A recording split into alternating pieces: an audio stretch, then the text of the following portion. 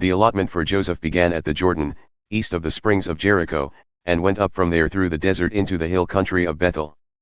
It went on from Bethel, that is, Luz, crossed over to the territory of the Arkites in Ataroth, descended westward to the territory of the Japhletites as far as the region of Lower Beth Horon and on to Gezer, ending at the Mediterranean Sea. So Manasseh and Ephraim, the descendants of Joseph, received their inheritance.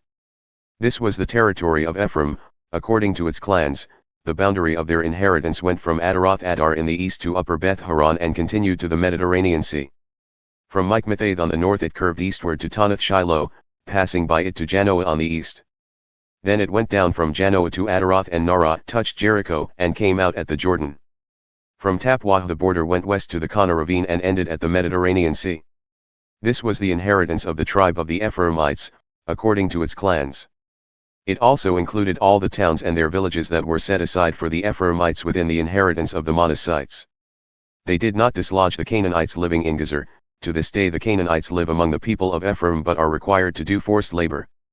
This was the allotment for the tribe of Manasseh as Joseph's firstborn, that is, for Machir, Manasseh's firstborn. Machir was the ancestor of the Gileadites, who had received Gilead and Bashan because the Machirites were great soldiers. So this allotment was for the rest of the people of Manasseh, the clans of Abiezer, Helek, Asriel, Shechem, Hepher, and Shemida.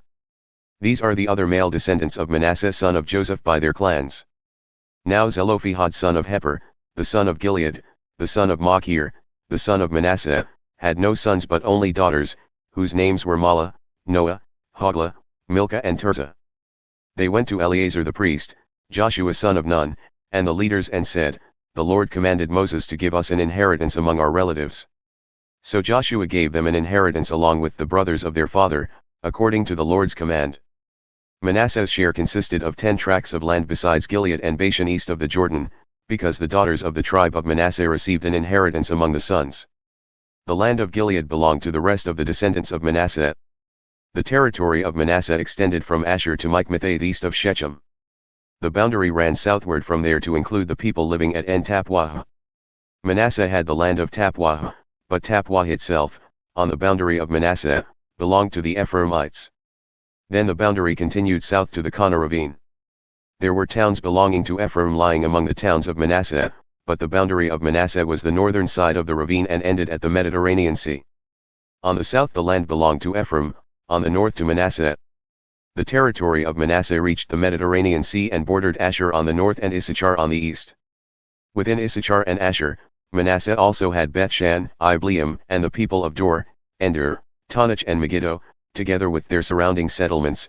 The third in the list is Naphat. Yet the Manassites were not able to occupy these towns, for the Canaanites were determined to live in that region. However, when the Israelites grew stronger, they subjected the Canaanites to forced labor but did not drive them out completely. The people of Joseph said to Joshua, "Why have you given us only one allotment and one portion for an inheritance? We are a numerous people, and the Lord has blessed us abundantly." "If you are so numerous," Joshua answered, "and if the hill country of Ephraim is too small for you, go up into the forest and clear land for yourselves there in the land of the Perizzites and Rephaites." The people of Joseph replied, "The hill country is not enough for us, and all the Canaanites who live in the plain have chariots fitted with iron. Both those in Beth Shan and its settlements and those in the Valley of Jezreel." But Joshua said to the tribes of Joseph, to Ephraim and Manasseh, "You are numerous and very powerful. You will have not only one allotment but the forested hill country as well. Clear it, and its farthest limits will be yours. Though the Canaanites have chariots fitted with iron and though they are strong, you can drive them out." The whole assembly of the Israelites gathered at Shiloh and set up the tent of meeting there.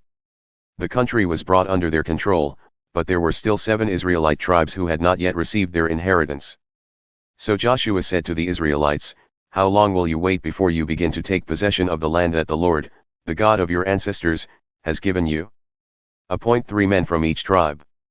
I will send them out to make a survey of the land and to write a description of it, according to the inheritance of each. Then they will return to me. You are to divide the land into 7 parts. Judah is to remain in its territory on the south and the tribes of Joseph in their territory on the north. After you have written descriptions of the 7 parts of the land, bring them here to me and I will cast lots for you in the presence of the Lord our God. The Levites, however, do not get a portion among you, because the priestly service of the Lord is their inheritance. And Gad, Reuben, and the half-tribe of Manasseh have already received their inheritance on the east side of the Jordan. Moses the servant of the Lord gave it to them. As the men started on their way to map out the land, Joshua instructed them, "Go and make a survey of the land and write a description of it. Then return to me, and I will cast lots for you here at Shiloh in the presence of the Lord." So the men left and went through the land. They wrote its description on a scroll, town by town, in 7 parts, and returned to Joshua in the camp at Shiloh. Joshua then cast lots for them in Shiloh in the presence of the Lord, and there he distributed the land to the Israelites according to their tribal divisions. The first lot came up for the tribe of Benjamin according to its clans. Their allotted territory lay between the tribes of Judah and Joseph. On the north side their boundary began at the Jordan, passed the northern slope of Jericho and headed west into the hill country, coming out at the wilderness of Beth Aven. From there it crossed to the south slope of Luz, that is, Bethel, and went down to Ataroth Addar on the hill south of Lower Beth Horon. From the hill facing Beth Horon on the south the boundary turned south along the western side and came out at Kiriath Baal, that is, Kiriath Jearim, a town of the people of Judah. This was the western side. The southern side began at the outskirts of Kiriath Jearim on the west, and the boundary came out at the spring of the waters of Nephtoah. The boundary went down to the foot of the hill facing the valley of Ben Hinnom, north of the valley of Rephaim. It continued down the Hinnom valley along the southern slope of the Jebusite city and so to En Rogel. It then curved north, went to En Shemesh, continued to Jeliloth, which faces the pass of Adumim, and ran down to the stone of Bohan son of Reuben. It continued to the northern slope of Beth Araba and on down into the Araba. It then went to the northern slope of Beth Hogla and came out at the northern bay of the Dead Sea, at the mouth of the Jordan in the south. This was the southern boundary. The Jordan formed the boundary on the eastern side. These were the boundaries that marked out the inheritance of the clans of Benjamin on all sides. The tribe of Benjamin, according to its clans, had the following towns: Jericho, Beth Hogla, Emek-Keziz, Beth Araba, Zemaraim, Bethel, Avim, Para, Ophrah, Kephar Ammoni, Ophni, and Geba, 12 towns and their villages. Gibeon, Ramah, Beeroth, Mizpah, Kephirah, Moza, Rechem, Irpeel, Tarala, Zelah, Heleph, the Jebusite city, that is, Jerusalem, Gibeah and Kiriath, 14 towns and their villages. This was the inheritance of Benjamin for its clans.